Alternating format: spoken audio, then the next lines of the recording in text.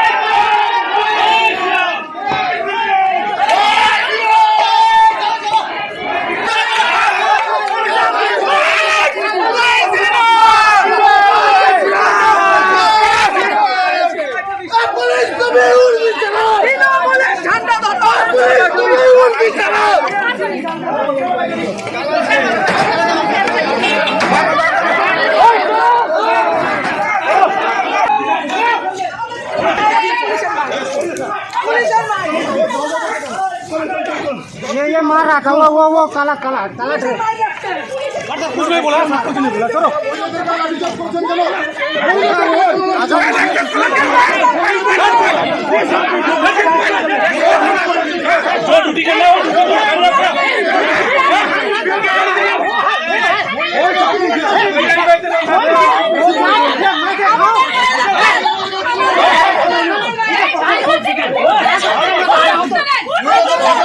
আইনের প্রতি আমাদের বিশ্বাস আছে, আর সেই জন্যেই যার উপরে আক্রমণ হলো, ভারতীয় জনতা পার্টির কর্মীর উপরে আক্রমণ হলো, স্বরাষ্ট্র প্রতিমন্ত্রীর উপরে আক্রমণ হলো, আর সেখানে তাদের কর্মীদেরই অ্যারেস্ট করা হচ্ছে।